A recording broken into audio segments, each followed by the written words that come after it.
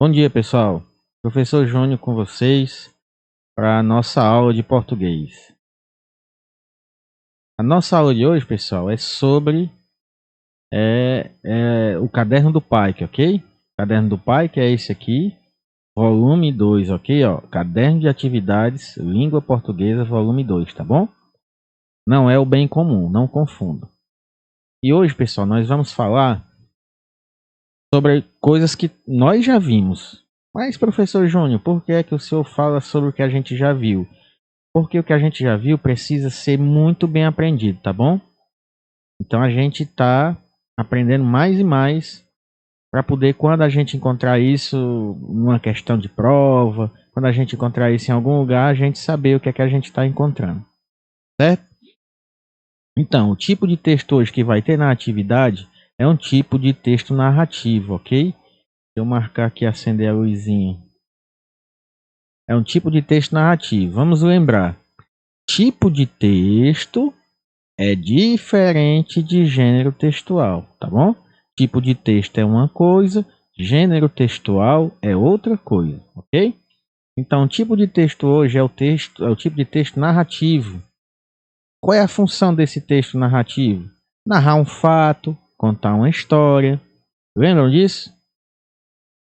E o gênero textual que nós vamos ver hoje? O gênero textual que a gente vai ver hoje é a história em quadrinhos, que também nós já vimos o que é uma história em quadrinhos. Então, o tipo de texto narrativo, o tipo de texto que nós vamos ver é o narrativo. E esse texto foi escrito através de um gênero chamado história em quadrinhos, ok? E como é a estrutura de um texto do tipo narrativo? Ele tem uma introdução, ele tem um desenvolvimento e ele tem uma conclusão, ok?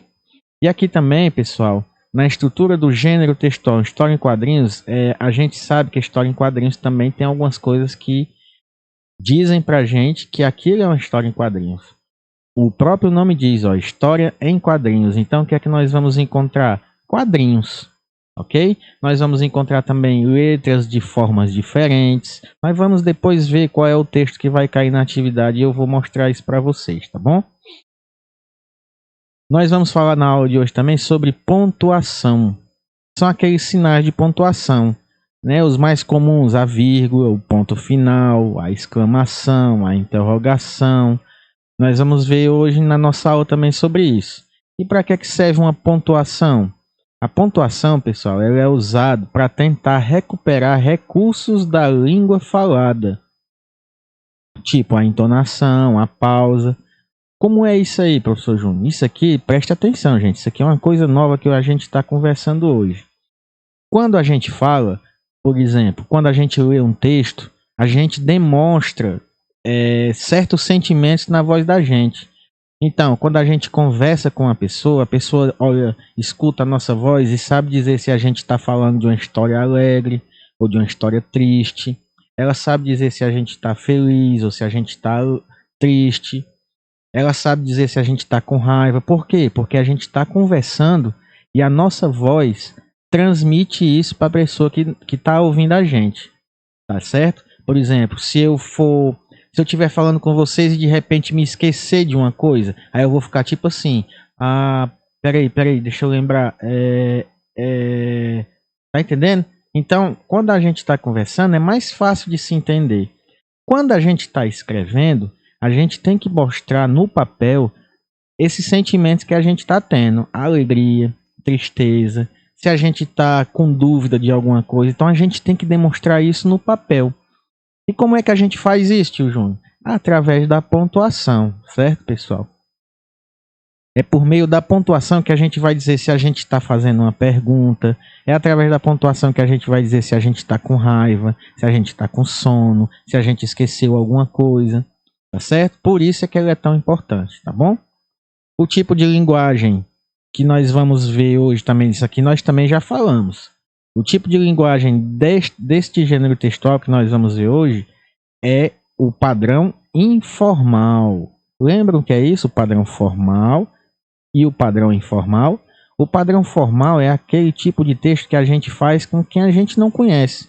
Por exemplo, quando a gente vai pedir um emprego, a gente leva o nosso currículo E o nosso currículo tem que estar escrito sem nenhum erro, sem nenhuma abreviação. A gente tem que dizer, tem que escrever do jeitinho correto. Porque senão a pessoa que vai ler ele, que não conhece a gente, não vai dar o emprego. Vai dizer, olha como é que essa pessoa escreve, pensa que está falando com um amigo dela. Tá certo? E o padrão informal é aquele que a gente usa para falar com pessoas que a gente conhece, com os nossos amigos, com alguém da nossa família. Nesse padrão informal, a gente pode usar gíria, a gente pode usar abreviações. Por exemplo, numa conversa no WhatsApp, a gente, ao invés de escrever VOCE e o acento no E, que é você, tem muita gente que escreve só V e o C. Muita gente escreve, por exemplo, a palavra beleza, escreve só BLZ, obrigado, OBG. Aí isso daí que você usa são abreviações que você pode usar no padrão informal, mas no padrão formal não pode, tá bom? A gente já falou sobre isso. E aqui, pessoal, páginas 11 e 12 do caderno de atividade 2 de português, desse caderninho aqui, ó. A atividade que vocês vão fazer é a página 11 e a página 12, ok? Vamos lá, dar sequência para a nossa aula. Como eu mostrei para vocês, existe os sinais de pontuação. Vou repetir aqui. Para que os sinais de pontuação servem? Serve para poder a gente mostrar no papel o sentimento ou como é que a gente está falando.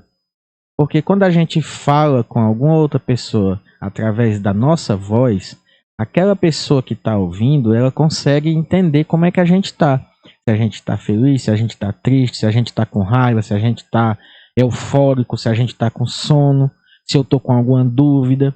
Então, quando a gente conversa, as pessoas entendem melhor. Mas quando a gente vai escrever, quando a gente vai conversar pelo papel, que é escrevendo, a gente precisa demonstrar isso no papel. E como é que a gente demonstra isso? Usando as pontuações, os sinais de pontuação. Tá bom? Eu coloquei aqui alguns que são muito mais comuns. São muitos sinais de pontuação, mas eu coloquei aqui alguns mais comuns. Por exemplo, os 2 pontos. Tem uma frase e depois no final dela tem 2 pontos. Para que esses 2 pontinhos servem? Aqui diz, ó, inicia a fala de personagens. Aí o exemplo, então o padre respondeu, ó, 2 pontos. Parta agora, ó, aqui outro sinal de pontuação. Reticência, tá doido, tio Júnior? O travessão, tá aqui, ó, 2 pontos e travessão. São 2 sinais de pontuação. Esses 2 pontos serviu para dar uma pausa, ó, então o padre respondeu. E agora, travessão significa que é a fala de um personagem. Outro exemplo. Antes de apostos ou orações apositivas, enumerações ou sequências de palavras que explicam, resumem ideias anteriores. O que é isso, tio Júnior? Olha aqui o exemplo, fica fácil. Ó. Meus amigos são poucos. 2 pontos. Fátima, Rodrigo e Gilberto. Ou seja, ele usou 2 pontos para depois dos 2 pontos, ele vai dar uma pausa e ele vai dizer quem são os amigos dele. Que são poucos, ele está dizendo, ó, são poucos. 3, só são 3. 3 são poucos, né? Letra C aqui, ó, outro exemplo. Ó, antes de citação. O que é uma citação? É quando a gente fala uma coisa que alguém já disse. O exemplo, ó, como já dizia Vinícius de Moraes. Quem era Vinícius de Moraes? Um compositor. Então ele usou 2 pontos para falar alguma coisa que o Vinícius de Moraes dizia. E o que é que ele dizia? Ó, aqui outro sinal de pontuação, entre aspas, tá vendo? Os 2 pontinhos, os 2 tracinhos aqui, ó, no começo e aqui no final. Também serve para dizer que é a fala de outra pessoa. É uma citação, tá bom? Que o amor não seja eterno, posto que é chama, mas que seja infinito enquanto dure. Ok? Isso aqui são os 2 pontos. Reticências. Presta atenção nas reticências, que na atividade que vocês vão fazer vai ter uma questão sobre reticência. A reticência, pessoal, ela é usada para dar uma pausa. Geralmente ela dá uma pausa dizendo que ali depende no texto como ela está sendo usada. Aquela pausa vai dizer que depois dali tem mais alguma coisa. Ou aquela pausa vai dizer que a pessoa não tem mais nada para dizer. Ou então a reticência está no meio de uma frase, querendo dizer que você tirou um pedaço de lá. Por exemplo, tem uma história, tem uma frase que você vai dizer e você usa a reticência no meio dela. Quer dizer o quê? Que ali você tirou alguma coisa. Ali no meio tinha mais alguma coisa, mas você não achou importante colocar. Tá bom? Mas geralmente a reticência é uma pausa que a gente dá para continuar alguma coisa depois ou para dizer que aquela coisa ainda tem continuação. Tá bom? Vamos ver alguns exemplos aqui, ó. Indica dúvidas ou hesitação do falante. O que é hesitação? É justamente dúvida. É quando alguém está em dúvida quando vai dizer alguma coisa. Ó, exemplo. Sabe? Eu queria te dizer que esquece. Né? Às vezes, quando a gente vai dizer, por exemplo, quando eu fui dizer para minha esposa que eu estava apaixonado por ela, eu fiquei meio sem coragem, eu não sabia o que dizer. E aí, na hora que a gente está falando, como eu disse no começo, ela ficou, disse, não tenha vergonha não, pode dizer. Porque eu estava com vergonha. Mas quando a gente vai dizer no papel, essa reticência aqui quer dizer isso. Eu não sei bem o que eu vou dizer. Eu estou em dúvida, sabe? Eu tenho medo de falar. Então aí eu uso a reticência, ó, sabe? Eu queria te dizer que... esquece. Então essa pessoa estava em dúvida do que ela ia dizer. Por isso que ela usou reticência. E tá vendo que ela dá sempre uma pausa, ó, sabe? Eu queria te dizer que... esquece. Tá vendo como tem uma pausa? Ó, aqui outro exemplo. Interrupção de uma frase deixada gramaticalmente incompleta. É quando você não termina uma frase. Exemplo. Alô? João está? Agora não se encontra. Quem sabe se ligar mais tarde? Deu uma pausa, mas não continuou. Então, falta aqui alguma coisa que não foi dito. O que acontece se a pessoa ligar mais tarde? Ele vai estar? Ele não vai estar? A pessoa vai levar um carão? O que vai acontecer? Ficou a reticência porque não tem nada dito. Outro exemplo. Ao fim de uma frase gramaticalmente completa com a intenção de sugerir prolongamento da ideia. Por exemplo, o que ele está dizendo aqui? A frase está completa, mas a pessoa que escreveu deixou uma coisa no ar. Assim, tipo como se dissesse, adivinhe você, o que é que você acha que vai acontecer? Tá entendendo? Então vamos ver aqui o exemplo. Ó. Sua tez, alva e pura, como um foco de algodão, acho que aqui na realidade era um floco de algodão, mas tudo bem. Tingia-se nas faces de uns longes cor-de-rosa. Eu nem vou explicar isso aqui para vocês, isso aqui não foi um exemplo bom que eu peguei. Foi um exemplo que eu peguei do caderno, mas isso aqui é um escritor, José de Alencar, isso aqui é complicado até para a gente entender, quanto mais para a gente ensinar, tá bom? Mas é isso,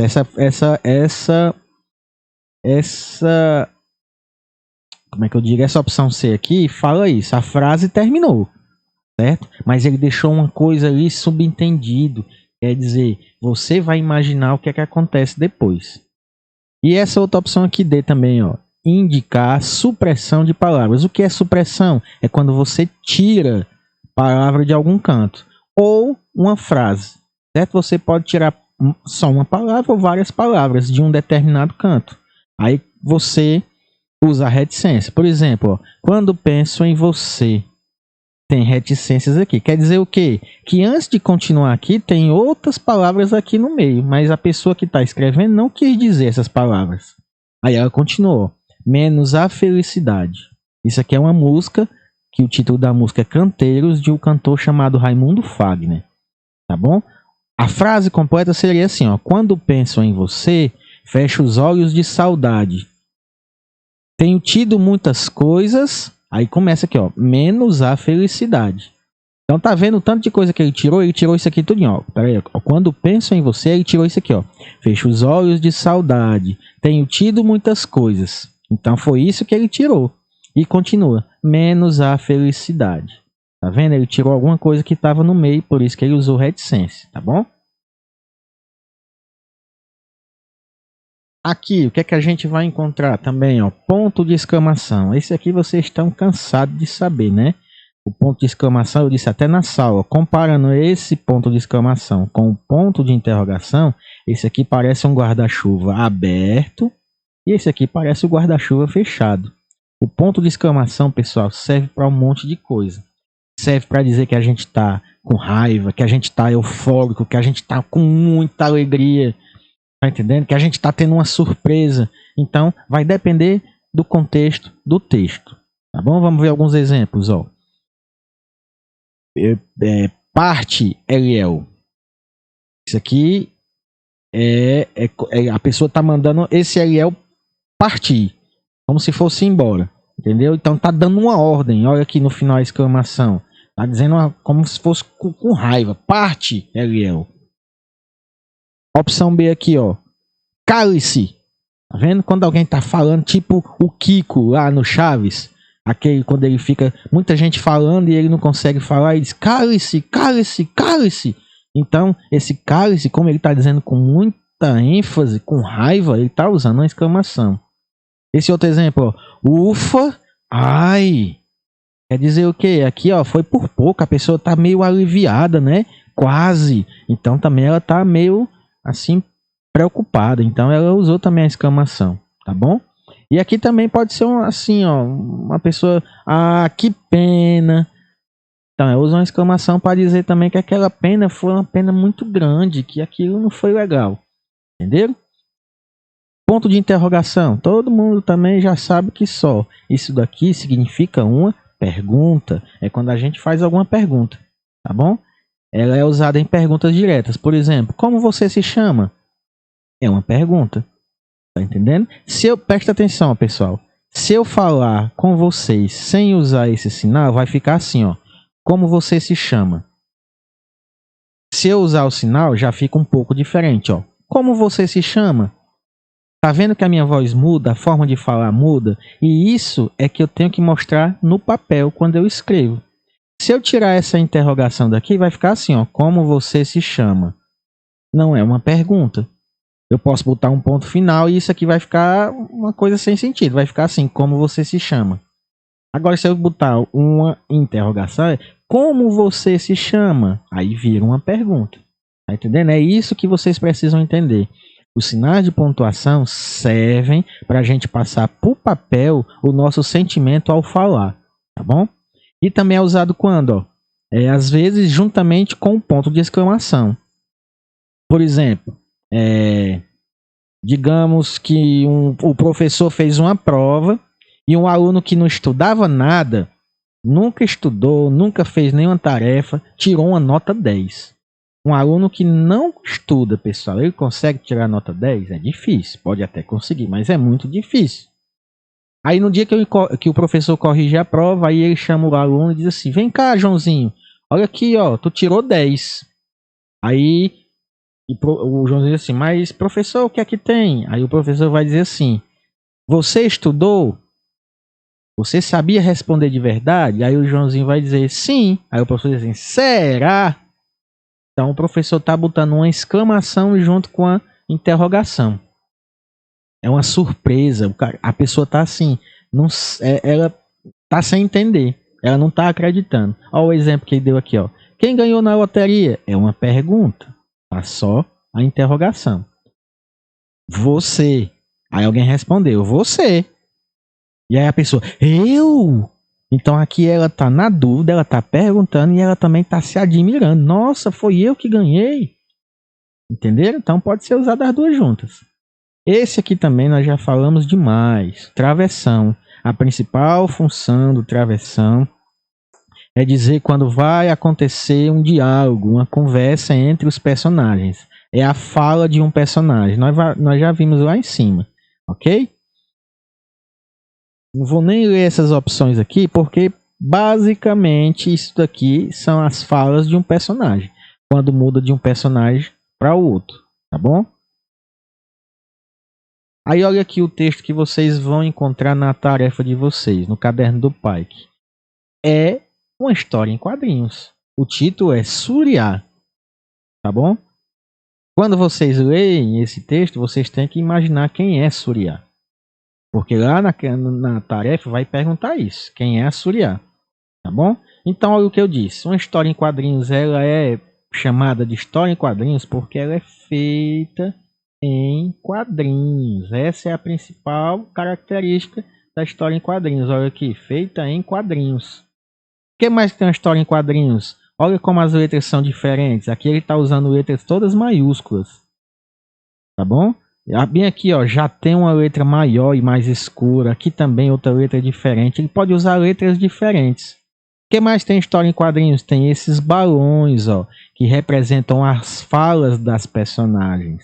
Ou eles podem representar os pensamentos, tá bom? O que mais tem uma história em quadrinho? Tem a expressão. O que é a expressão? É como é que a personagem tá. Olha, por exemplo, aqui, ó, essa personagem, como é que ela tá, ó, morta de feliz, morta de alegre. Bem aqui, ó, o rosto dela, de repente, ela ficou meio calada, meio quieta, né? O que será que aconteceu? Tá bom? E nós temos uma coisa também que não está aparecendo aqui nesse quadrinho, chamado onomatopeia. Não é centopeia, é onomatopeia. O que são onomatopeias? É quando, pessoal, na história em quadrinho aparece uma palavra imitando o som de uma coisa. Por exemplo, como é que um bebê chora? Né? Tem muita gente que vai dizer de várias formas. Vai dizer bé, parecendo um carneiro. Então, quando aparece um bebê chorando numa história em quadrinhos, vai aparecer lá a escrita dele, o som que ele faz quando ele chora. O som de uma batida de um carro, um som do latido de um cachorro. Au, au. Isso é uma onomatopeia, tá bom? Que aparece muito nas histórias em quadrinhos, mas nessa aqui não tem. Tá bom? Onomatopeia é quando aparece a imitação de algum som. E vocês também têm que prestar muita atenção no texto que não é verbal. O texto verbal é esse que é escrito. O texto não verbal digamos assim, você vai ter que olhar para os desenhozinhos que tem. Por exemplo, quando você olha para o desenho dessa meninazinha aqui pulando, você tem que imaginar como é que ela tá. Aqui vai estar escrito, mas tem quadrinho que não tem nada escrito. Então isso é o texto não verbal, que não tem palavra escrita, tá bom? Vamos ler aqui essa história em quadrinhos. Ajuda a inventar um conto de fadas, fada madrinha? Vou fazer mais que isso. Vou fazer você viver um conto de fadas. Primeiro, vai ter que existir uma princesa. Aí a meninazinha disse, ó, eu! E uma rainha. Também eu! E uma bruxa, claro. Olha a cara que ela fez. Margot, quer voltar a ficar de bem comigo? E entrar numa história super legal? Eita, que meninazinha, hein? Vocês têm que entender o que aconteceu, tá bom? Olha só. Vai ter na atividade de vocês por uma questão que ele vai querer saber como é que essa meninazinha aqui tava. Qual é o sentimento que ela teve, mas aqui no final da história. Tá bom? Durante a história todinha, qual é o sentimento que ela teve, ó? A fada madrinha dizia, vai ter que ter uma princesa. Ela, eu. Vai ter que ter uma rainha. Ela, eu. Como é que a gente chama o sentimento de uma pessoa que quer tudo pra ela, hein? Eu acho que é egoísmo. Ela quer tudo pra ela. Tá bom? Mas aqui no final, ela não está sendo egoísta. Eu tô dizendo isso porque vai ter uma tarefinha que é pra vocês não errarem. Eu tô ajudando já, tá? Olha aqui, ó. Margot, ela chamou a amiga dela. Quer voltar a ficar de bem comigo? E entrar numa história super legal? Quer dizer, ela tava de mal da Margot. Ela não tava falando com a Margot. E de repente agora ela quis ficar de bem. Então aqui ela tá tendo outro sentimento. Que será que sentimento é esse, hein? Eu já dei a dica que não é egoísmo. Egoísmo é quando a pessoa quer tudo pra ela. Mas na hora de ser bruxa, ela não quis mais pra ela. Ela quis pra quem, ó? Pra amiguinha dela. E isso aqui ela quis ser o quê? Tá bom? Vocês pensem aí, tá bom? Ó, vai ter atividade, também vai ter questão perguntando quem é a personagem principal. Vocês aqui têm que saber, que é muito simples saber quem é a personagem principal. Tá bom? Olha o título. Só pode ser uma pessoa. Tá bom? Então prestem atenção na atividade de vocês. Vai ter questões sobre as pontuações. Essa bem daqui, ó. Vou dar a dica, ó. Esses 3 pontinhos que chamam-se reticência. Lembram que eu disse que reticência geralmente quer dizer uma pausa? Só que ele vai querer saber aqui, ó, nesse quadrinho. É a mesma reticência que está sendo usada aqui, mas aqui ela quer dizer uma coisa e aqui ela quer dizer outra. Olha aqui, ó. Vou fazer mais que isso. A fada madrinha está falando, né? Vou fazer mais que isso. O que é que aconteceu bem aqui nessa reticência? Ela deu uma pausa. E bem aqui ela voltou, ó. Vou fazer você viver um conto de fadas. E aqui a reticência, ela usou também a reticência no começo. Aqui essa reticência já quer dizer outra coisa. Aqui ela está continuando uma coisa que começou a ser dita antes. Tá bom? Tô dando a dica aí para a tarefa de casa, tá bom? Aqui, ó, vou fazer mais que isso. Ela usou a reticência porque ela deu uma pausa, ela parou de falar. E aqui ela continuou, ó, vou fazer você viver um conto de fadas. Então, lá na atividade, ela vai querer saber o que essa reticência quer dizer. Tá bom? Eu dei 2 dicas para a atividade de vocês, tá? Não esqueçam, eu vou voltar aqui, ó, só para mostrar. A atividade são as páginas 11 e 12 do caderno de atividades 2 de português, tá bom? Esse daqui, tá certo? Se eu não me engano, são 7 ou são 8 questões, ok? Então não se esqueçam de responder as atividades, preencha o diário de estudo, tá bom? Que é uma vez por semana, e não deixem de estudar, tá bom? Um abraço para todos, fiquem com Deus e até a semana que vem. Qualquer dúvida pode postar pelo WhatsApp que a gente tenta responder assim que der. Tchau!